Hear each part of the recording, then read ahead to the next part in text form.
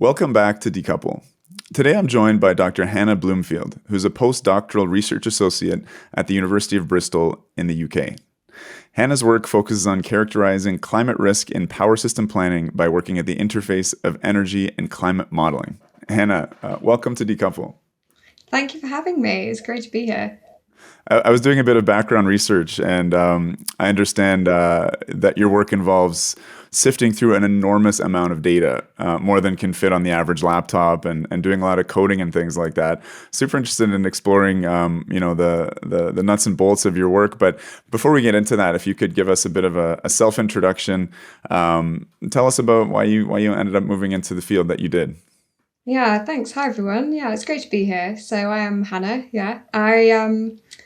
I started getting interested in this kind of energy meteorology field when I was at university. So I did a maths and physics degree, and a lot of the modules that I did were thinking about fluid dynamics and a lot of the maths about how the atmosphere works. And while doing this, I also did some modules on kind of low carbon technologies. I went to university kind of on the east coast of England where they were building a lot of wind turbines, and it was really topical when I did my degree. And then after that, I had no idea what I wanted to do really, but I saw some PhDs advertised in this new field, energy meteorology, really new at the time in 2013.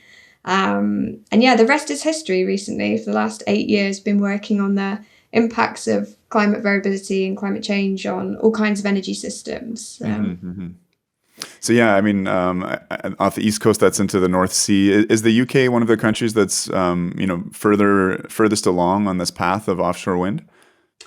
Yeah, definitely. We have a fantastic resource, which helps a lot. One of the best countries in the world in terms of wind speeds. We're just at the end of the kind of jet stream, and that North Sea region is fantastically windy. So we're definitely furthest along. I think the combination of the UK and Germany.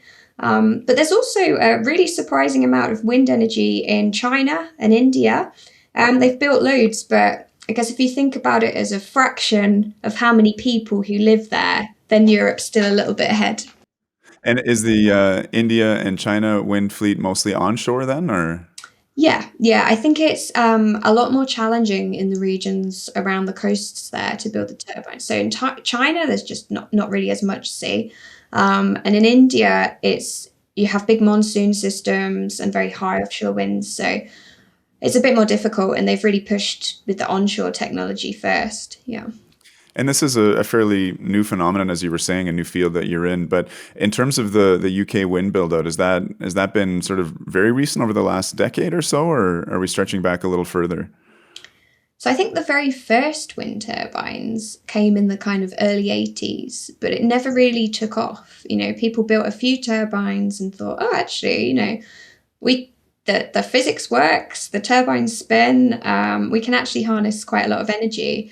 But it was really kind of around, so through 2009-10, when we really started to be seeing the physical impacts of climate change, and governments started to think, well, actually, we've really got to do something about coal and gas. We need another option. And then we really started to boom in the amount of wind that's getting built. And so it's plateaued a little bit over the last couple of years, but we've been building since 2010 pretty rapidly.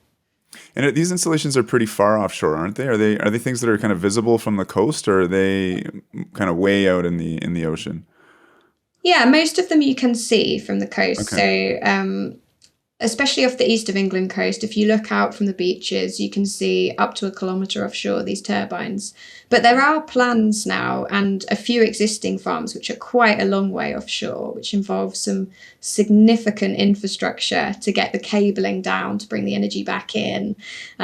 Some of these cables are incredible. They're these kind of big copper pipes that are almost, well, copper cable, not pipe, sorry, which is like nearly half a meter thick because of the amount of current and resistance going on in there. It's really incredible. It's quite fantastic how far the technology's come. And this is all, I guess, in that quest of chasing after higher capacity factors. Is that right, in terms of siting these things further offshore? Yeah, exactly. So the further offshore you can get, the kind of smoother the wind field is. So when you're close to the coast, there's a lot of there's a lot of friction, there's a lot of buildings, and it makes everything a bit turbulent, a bit kind of bumpy.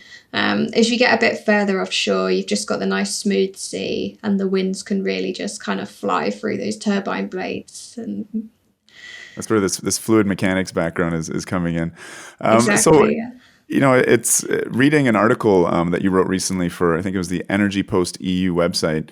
It was titled "Climate Change, Wind Droughts, and the Implications for Wind Energy." I thought that was really fascinating. I was actually just at COP26 in Glasgow.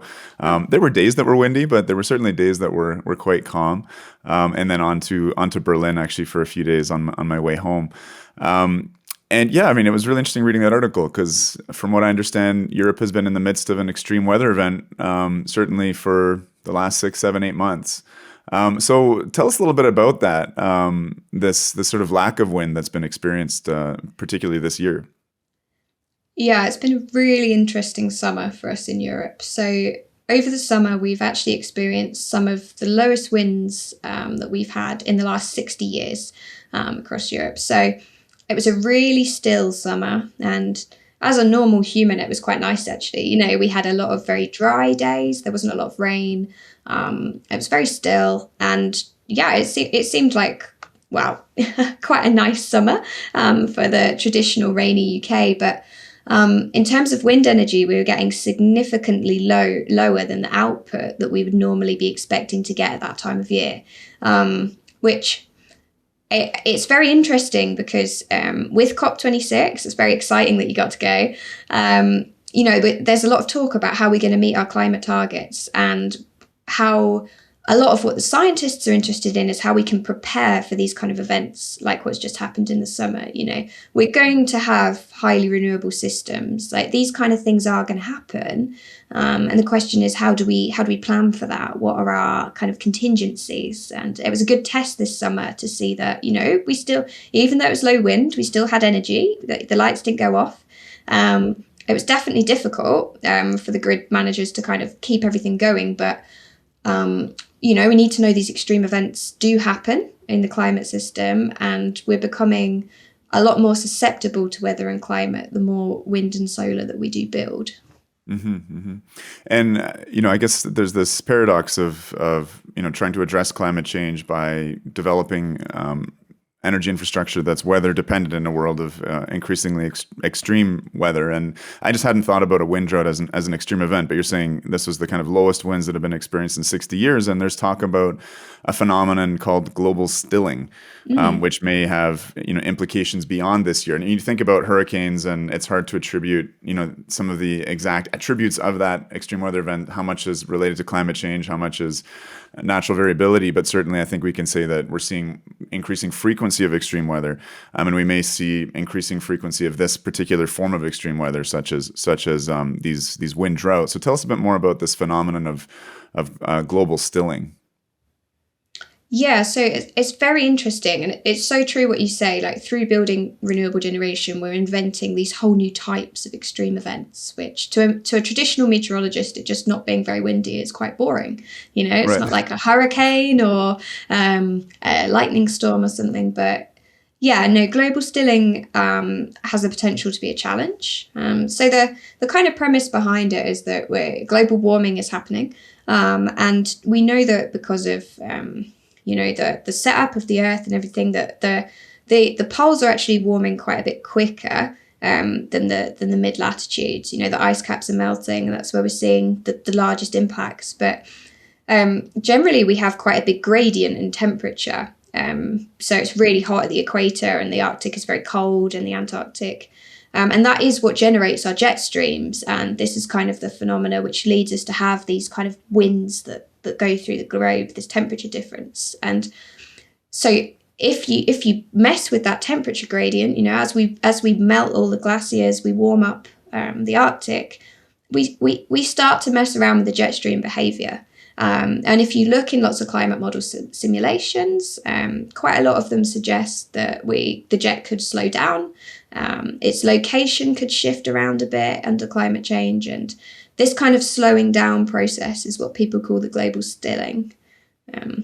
But modelling this is it's really difficult, and it's a really open question in climate science and meteorology at the moment. So wind speeds are really difficult to predict. The climate models have a really good handle on the temperature response. Like if you read these reports, they use phrases like incredibly likely and really certain. Whereas when you start to talk about things like wind speeds and precipitation, starts to get a bit more like probably. It gets a bit more difficult because the models all kind of show or can show contrasting responses, and they're all equally likely. It's just about which kind of path of the butterfly we decide to go off on. So it's a fun area to work in because we don't exactly know what's going to happen, but it does make it a challenge for these wind farm developers who need to decide where they're going to commit to the turbines.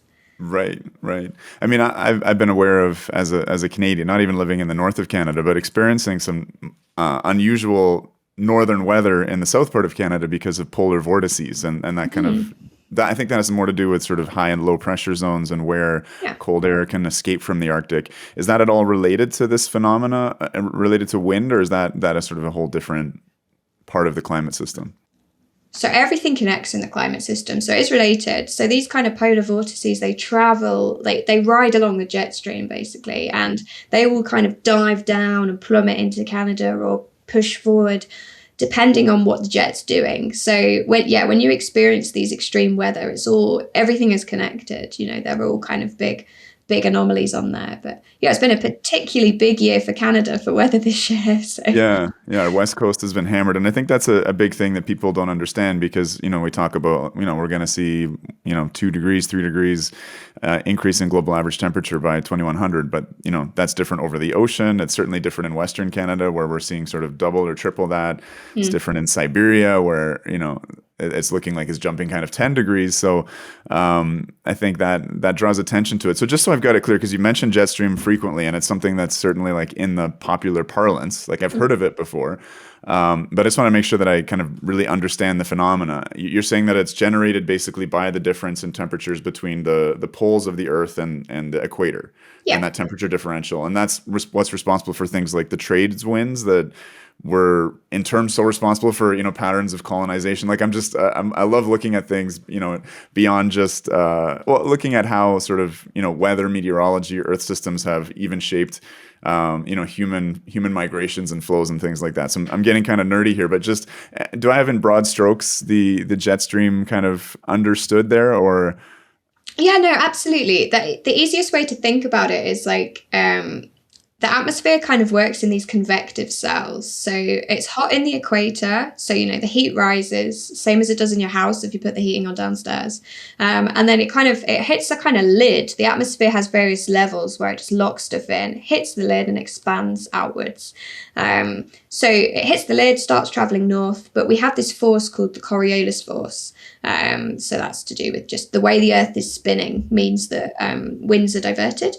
And as these winds travel north, because of that force, they bend. And in the northern hemisphere, they travel eastwards, same in the southern. And that generates these jets. And then the jet streams just start flowing around. We have the northern hemisphere and the southern hemisphere jet.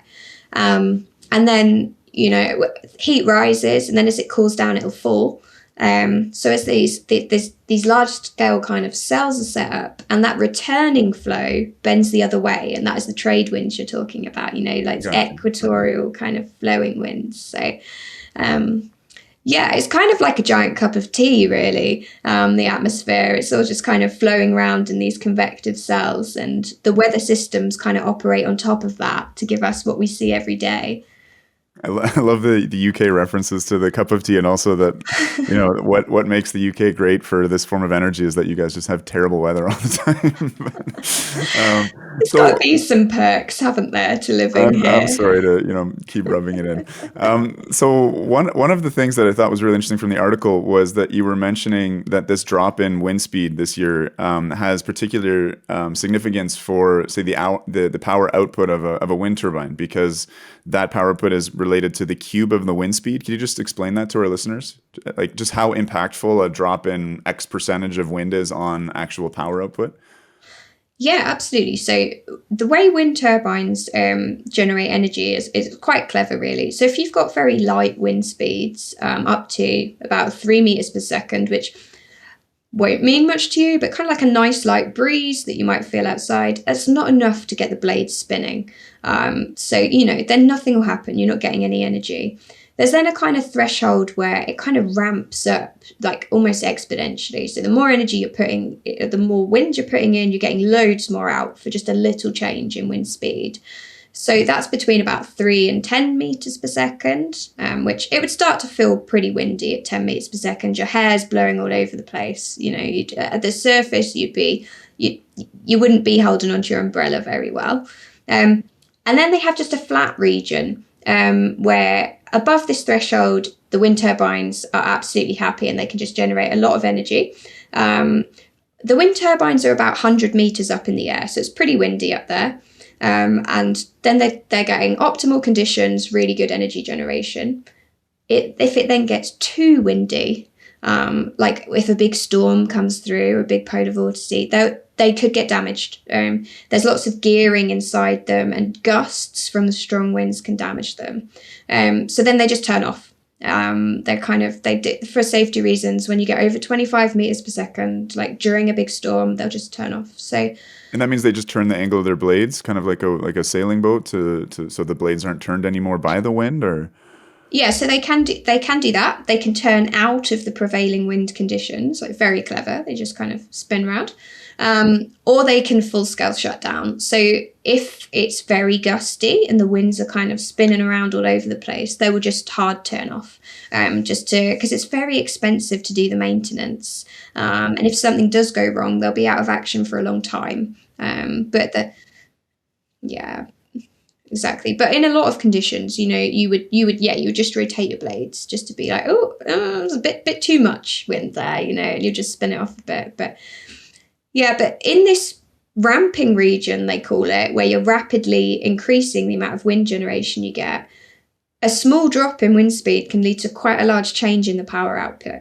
So if it's getting, if it's quite gusty, or if it's getting windy and then it's dropping off, that can really matter.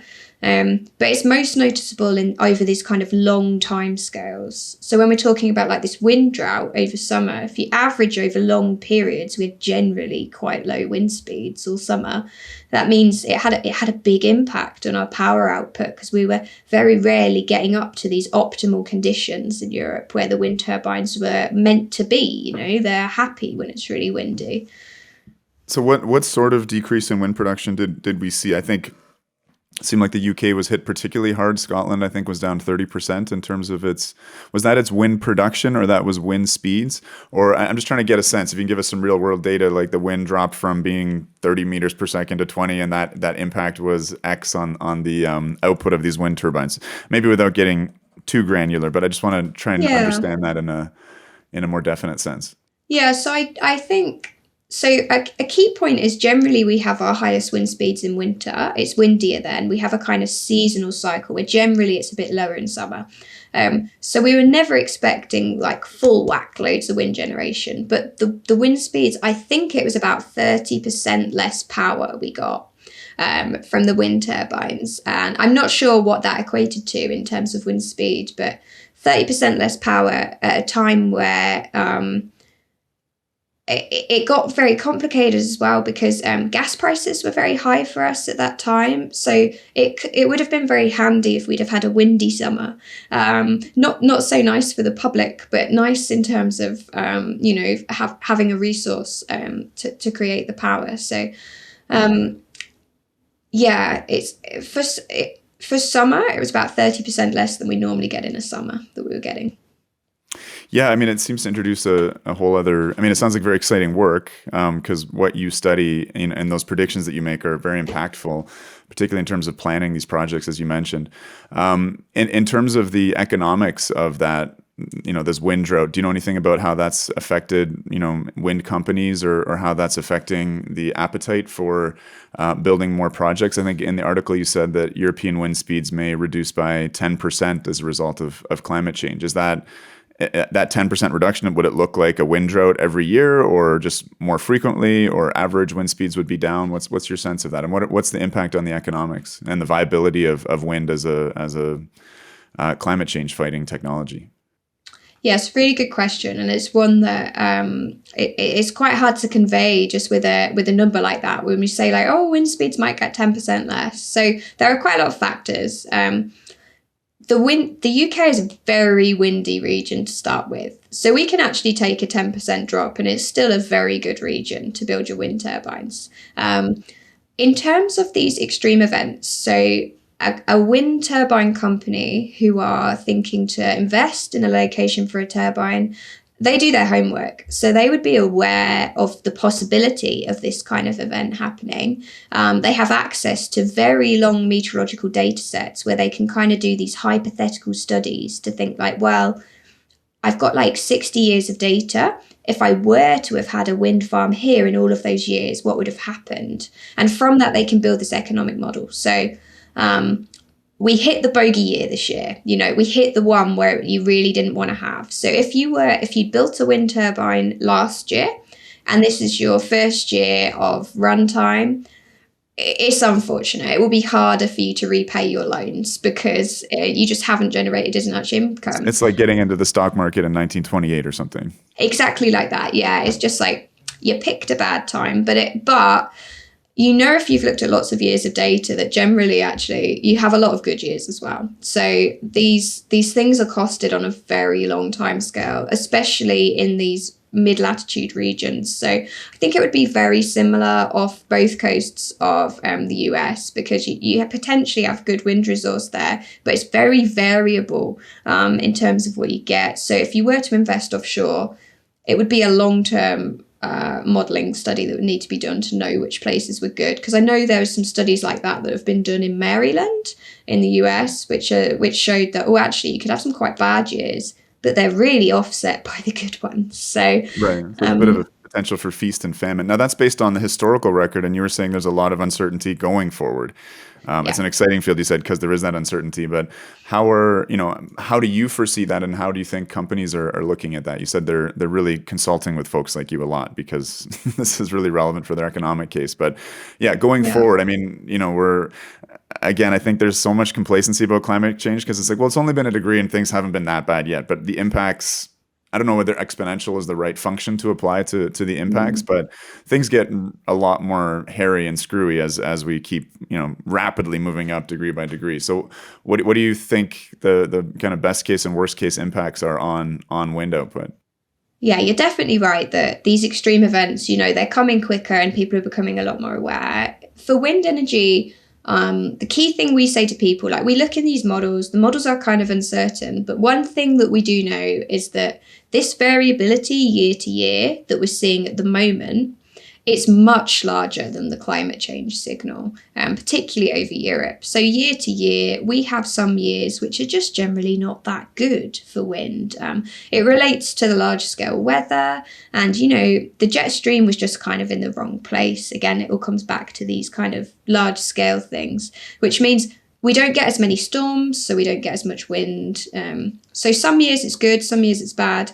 The climate change signal is small compared to that. So it's important because it's still a factor. You've got all these kind of different components when you're thinking about where to build. But at the moment, for wind, the big deal is this variability.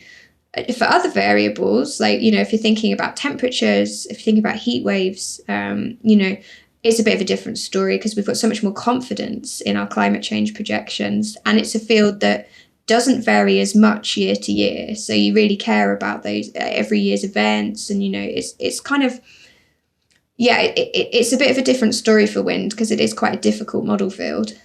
Right. But that what you said in the article about a potential for a 10% decrease in wind speeds, if power output is the cube or related in that kind of mathematical function, that would presumably be quite worrisome. And you're saying that would be certain years you'd have great output, but certain years you could be really hit hard. So you'd have an increasing frequency of these like long seasons of wind droughts, or just a kind of average decrease, or is that too granular, too hard to say? It's quite hard to say because in a lot of places in, say, the North Sea, a lot of the time the average wind speeds sit in this flat bit of just really good The sweet generation. spot. So Okay. if you're in the sweet spot and you reduce by 10%, you could still be in the sweet spot. So, it's in some locations it won't be a problem at all. If you're on that cusp there from where it starts to drop down rapidly, then it will matter. But the key thing is the winds are so variable, like minutes, hours, days, on all these timescales that they fluctuate a lot. And it's not like they sit stationary at your wind turbine. If you were to look at the output from one of these farms, quite a lot of the time it's all over the place. Sometimes it's good until you hit the sweet spot. It can be really quite erratic. So it's quite a complicated problem, and it's something that a lot of climate scientists are now investing quite a lot of energy in, trying to work out what we can say to industry and how we can advise best, the kind of questions you're asking. Right, right. No, it's interesting. I've been paying a lot of attention to energy systems and different forms of renewable energy, and thinking about hydro. It's a very dry year, I understand, up in Norway, so their hydro input was down a little bit, and I think that Yeah. impacted the overall European energy market and probably compounded some of the issues with natural gas. In California this year, there were big droughts, and so their hydro output was way down. They were importing a lot of electricity, most of it fossil from their neighbors. But yeah, it's interesting. I thought about wind as you're saying. If you look at a production graph, kind of day to day or within a week, it looks. I'm a medical doctor, so it looks like a patient whose heart is not beating very Yeah. well. But that sort of interseasonal doesn't even capture it. I guess it's kind of interannual variability that you see with hydro when there's droughts applies. So this idea of wind drought, I think, is very much plays off of what we understand about hydroelectricity already. You mentioned that gas has absolutely gone through the roof. It's a challenge, I think, for grid managers to figure out how to keep a grid going. That's the one thing about the grid is you need this sort of perfect matching of supply and demand. And the backup, in much of Europe, while I was in Germany, for instance, coal was actually the number one source of generation on the grid, despite something like 500 billion spent on wind and solar assets. They just were not performing. It was cloudy, and I had my electricity map app going on my phone when I flicked on the light switch, and it was a bit depressing. What are people talking about in your circles in terms of how to deal with this, not just kind of moment to moment intermittency, but interseasonal, interannual intermittency in a way that's not going to be harmful for climate efforts? Yeah, it's quite exciting, really, because it is really good that we're transitioning to these renewable energies. And I think we've finally got enough that we're seeing these challenges. And this is good. It's good that we're moving away from the coal. The coal is the most polluting problem, and we're really struggling with that. But I think a lot of things that people are looking about from our side are things like energy storage. Like we're talking about these really windy, really wet periods. You can store the energy, whether that be for a week when you need it, or maybe intra-seasonally. It's really exciting. The technology is kind of there. We just need to start to run with it and work out scientifically what kind of timescales are most useful to deploy it on. I think the other interesting aspects are on kind of the demand side. So thinking about human behavior, and can we make homes smarter? Can we move the energy usage around so that we can start using it maybe at times when we do have the resource available? So solar is the classic example, right? We've got it during the day. We don't have it at night if you don't have any storage. So can we get people charging electric cars during the day? Can we get industry running predominantly during the day? There's making all these grids a lot smarter, I think, is another thing we can do to start to help these renewables. Mm-hmm, mm-hmm. Yeah, I've commented on this before that it starts to feel a bit like a Rube Goldberg machine when there's so many variables to keeping this kind of life support system of society going. We've been having some interesting discussions recently with experts who either are from or study sub-Saharan Africa, and they're in a very different spot in terms of their industrialization process and how they think about energy, but so much of it is, not just access but reliability, in terms of the grid crashing and that sort of thing, and the very real impacts that have both on human lives and economics. One can think about a heat wave where there's not insufficient energy to run air conditioners and keep elderly or other vulnerable people alive because of the heat wave. Like, reliable energy becomes a real focus for adaptation, and that kind of leads to this paradox of, well, in Africa at this moment, to have reliable energy, that probably means developing a bunch of fossil fuels in order to be resilient and adapt to climate change. And it's interesting, in the industrialized world, there's sort of a different paradigm. Do you have any opinions? Because some people say, well, nuclear energy offers the sort of climate benefits of no emissions, but also is not dependent on weather. And as we head into a more extreme future in terms of weather predictability and wind droughts and things like that, is that something that crosses your radar or your group's radar, or are you guys very much focused on the impacts on renewable energy because of the kind of work that you do? Yeah, I don't actually work that much with nuclear. Like, I don't have many opinions on it, to be honest. One thing that we do look at is for nuclear reactors, actually, particularly in the summer, they have quite large cooling water requirements. And, as with climate change, in the summer, potentially the nuclear reactors are going to struggle to be able to have that cold river water to efficiently cool the plants. So from the climate aspect, they're not without their problems. But personally, I do see them as a cleaner, more helpful situation that can be used to try and just stop us using coal. I think from my point of view, that's the big thing that we need to be just doing, transitioning away from these traditional oil, gas, coal, fossil fuels. And if nuclear is a stopgap to do that, as long as we understand